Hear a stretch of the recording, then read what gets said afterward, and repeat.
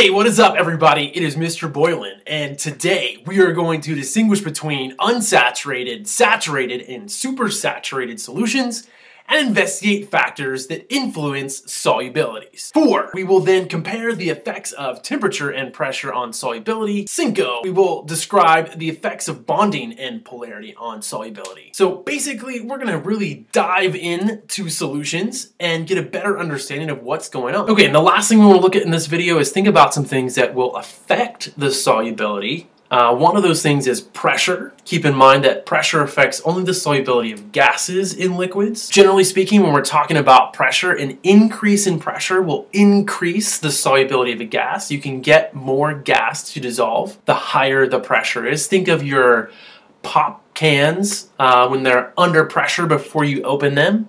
They force all that carbon dioxide into solution, but then you pop that can open, you release the pressure, and all of the gas escapes. Recognize that temperature will also affect solubility, but it will affect not only gases, but also solids, although generally in a slightly different way. For gases, generally an increase in temperature will decrease the solubility of a gas. As you look at this thriller of an animation that you've got on your screen, it sort of illustrates the relationship between temperature and solubility of a gas. Again, the hotter that you get things, the less soluble your gas will be. The cooler you get things, the more soluble that gas will be. As you look at this animation that you've got on your screen, I want you to think about temperature as it relates to kinetic energy. Essentially, when you increase the temperature, you increase the kinetic energy, which allows the gas molecules to sort of escape, decreasing the solubility. Think about what you've got on your screen there.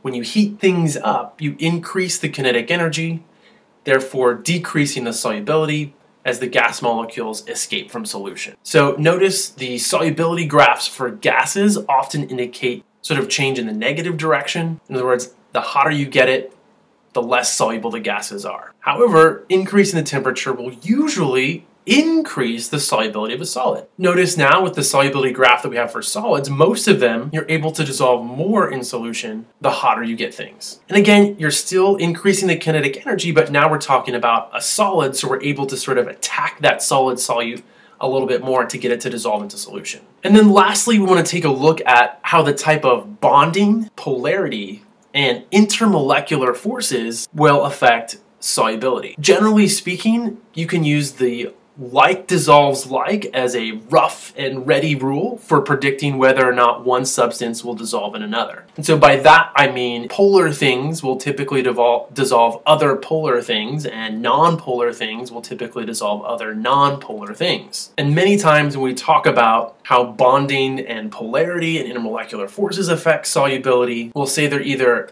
immiscible, or they're not able to dissolve, or they're not soluble in one another, or in fact that they are miscible, or they freely dissolve in one another, or that they are miscible and that they freely dissolve in one another. Now, when it comes to understanding the solubility of different liquids in terms of bonding, polarity, and intermolecular forces, I like to think of magnets, aka your sort of polar molecules. And so if you had a magnet in a bunch of glass marbles, it's not really going to be attracted to anything. If you had a bunch of magnets in a bunch of glass marbles, essentially what's going to happen here is the polar things are going to be attracted to one another, settle out of solution if it's more dense. And so it's not necessarily that the magnets are pushing the glass marbles away, it's just that they're attracted to the other things that are attractive, in this case magnets. But notice if you replace those magnets with a bunch of blocks of wood,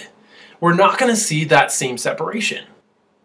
And the wood is going to stay pretty much evenly mixed within the glass marbles, because there's nothing here that's attracted to anything else. It just sort of all stays mixed together. Recognize now that if we had a bunch of wooden marbles, glass marbles, bar magnets, and horseshoe magnets, the things that are like one another would sort of get dissolved in one another, and the things that are not like one another are going to sort of separate out. And so notice the non-polar things, aka your glass marbles, wooden marbles, and your blocks of wood are all going to stay sort of mixed together. And then all of your polar things, aka your magnets, are going to sort of separate out. And so when we think about water dissolving things, it's going to dissolve other things that are like it, other things that have charges, because itself is a polar molecule.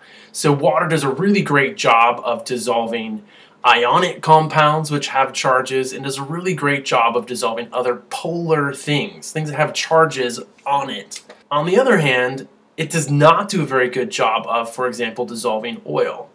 And it's not necessarily that it is repelling the oil as much as it is the fact that the water is attracted to the other water molecules and there's nothing in the oil to attract the water. Always some good chemistry, humor out there, although this probably isn't funny anymore considering that global warming is very quickly getting rid of all the ice flows that polar bears are living on, and so they probably are going to die pretty soon. A good one nonetheless. As always, check the info below the video for your references. And we're done!